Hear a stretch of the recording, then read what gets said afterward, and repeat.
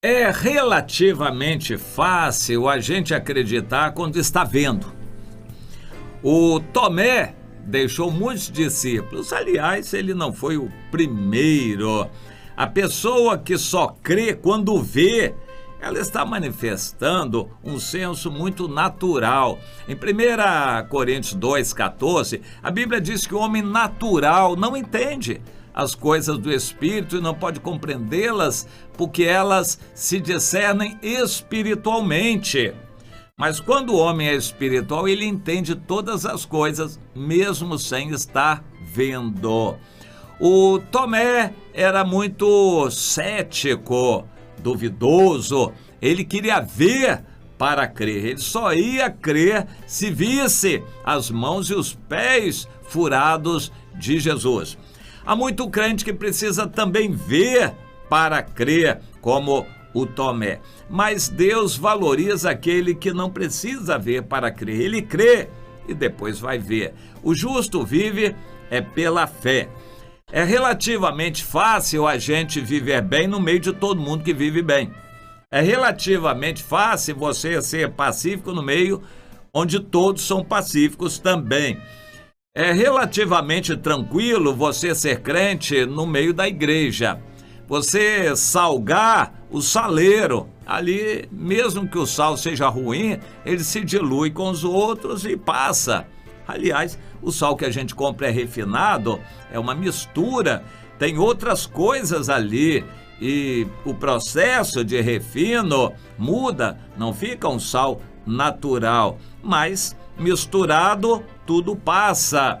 E, aliás, hoje há vários tipos de sal mais puro disso, daquilo, do Himalaia, e pessoas que estão valorizando esses aspectos, dizendo que o sal comum não é bom. O pastor Djalma entende um pouco disso. Há pessoas que estão entendendo que nem todo sal é igual, nem todo crente é igual.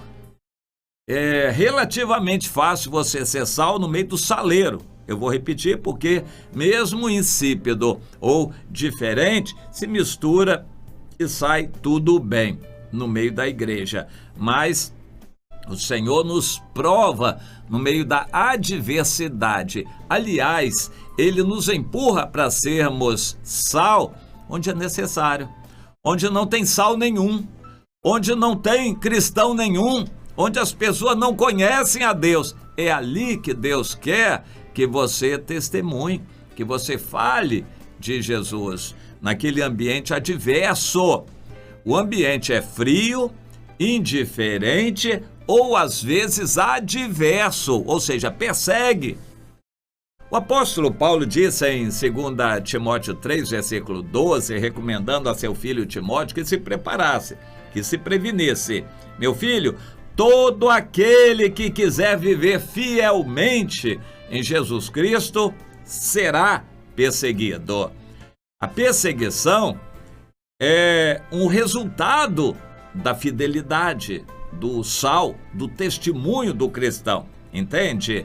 A fidelidade vai trazer como consequência a perseguição. Se você não está tendo perseguição, tome cuidado, alguma coisa está errada. Se você testemunha do Senhor, fala de Jesus, se você ama o Senhor, o normal é esperar problemas e perseguições. Por que então a adversidade vem? Ela vem porque é uma consequência da fidelidade e a adversidade vem com a permissão de Deus exatamente para provar, testar, avaliar e afinal aprovar a sua fé. A fé precisa ser provada. Fé que não é provada não tem atestado de veracidade. Não é uma fé verdadeira, pode ser uma fé morta. Igrejas estão cheias de crentes com uma fé morta. Eles não veem fruto, não evangelizam ninguém, não têm amor ao Senhor. Eles não embarcam no louvor, eles não entram na presença de Deus no louvor. Eles só sabem cantar, eles não sabem louvar. A diferença entre louvor e cântico eles nem sabem. Eles só sabem cantar quando aprendem a música. Eles não sabem louvar, eles não têm intimidade com Deus, não dão fruto, não sabem evangelizar, não sabem falar de Jesus. E se falarem, a pessoa quiser, eles não sabem conduzir essa pessoa a Jesus. Eles não aprenderam, também não querem aprender.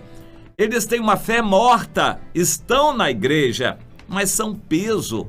Toda a igreja tem isto, gente que é peso, que não quer nada com Deus. A pessoa se diz crente, mas a sua fé está morta porque não produz fruto. Mas e daí? Bom, Deus vai enviar a adversidade. Quando ela não vier individualmente, ela vem coletivamente. Vem crise sobre o Brasil. Essa crise é especialmente para os cristãos. É maldição de Deus, juízo de Deus contra o Brasil por causa do sal ser insípido. A crise é uma maldição de Deus sobre o Brasil para ajudar os cristãos a terem a sua fé aprovada. É assim que a Bíblia nos diz lá em Efésios. Nós temos isso em várias partes da Bíblia, 1 de Pedro.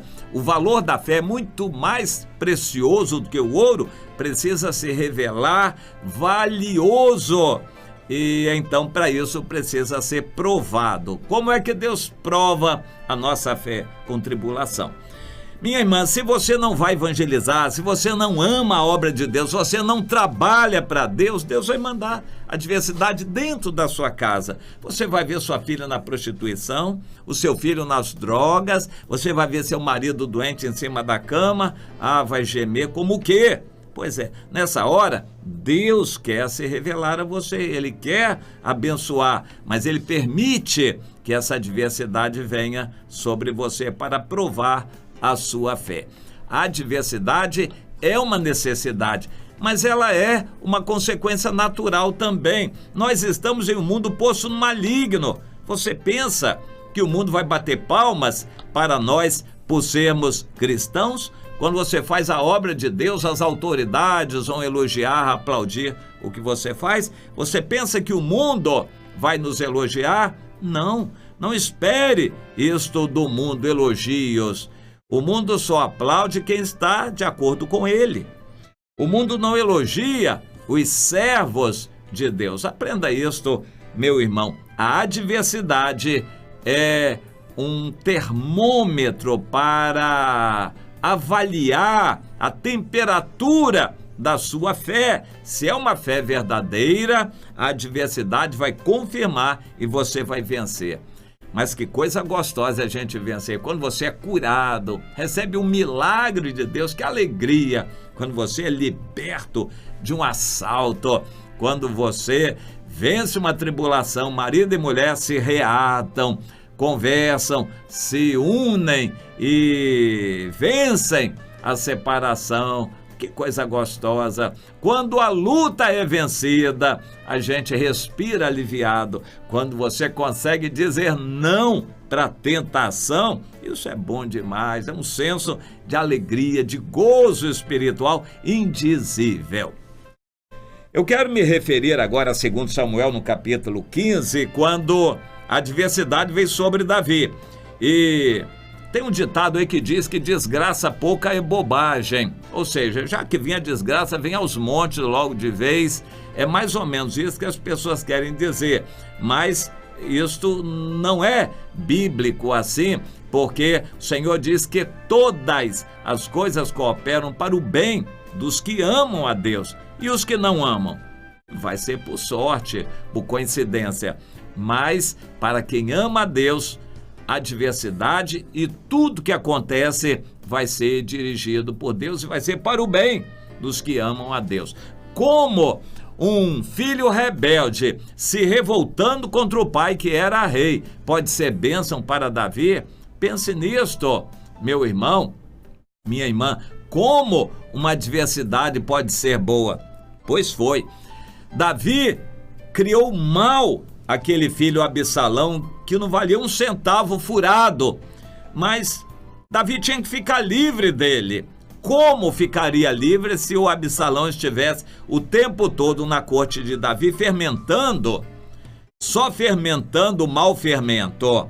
Não, Deus permitiu que aquilo desembocasse numa revolta do país, e nessa revolta as pessoas que seguiram Absalão foram reveladas.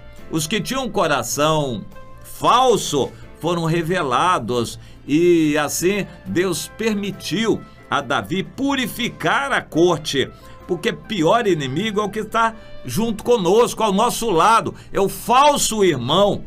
Isso é o pior inimigo. O inimigo de fora a gente deteta com facilidade. Eu lembro daquele ditado que meu professor Roquete contava: eu peço a Deus que me livre dos meus amigos, porque dos meus inimigos me livro eu.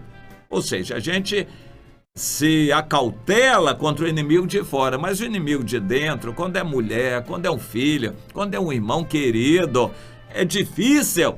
Então a gente pede que Deus nos livre. Esse é o pior inimigo. E Davi ficou livre dele também. Chorou, se entristeceu, se sentiu culpado pelo filho Absalão, mas o fato é que Deus o livrou do Absalão e de todos aqueles falsos que estavam ali na corte com ele. Na fuga, Davi disse o seguinte: bem, eu vou sair, vou fugir para não derramar sangue. Não adiantou nada, porque depois o confronto aconteceu. Se você não vai ao inimigo, o inimigo vem a você. Se você quer fugir da luta e se acovarda no evangelho, você não quer lutar, a luta vem a você. Isso aí é inevitável. E no caso de Davi, ele fugiu para não lutar, mas a luta foi atrás dele porque era de Deus. A adversidade é de Deus. A crise no Brasil é maldição de Deus para nós, povo dele, até que entendamos, nos consertemos com Deus. Então Deus vai mudar o Brasil depois que os cristãos se humilharem, e para isso ainda falta muita dor acontecer, e ela virá.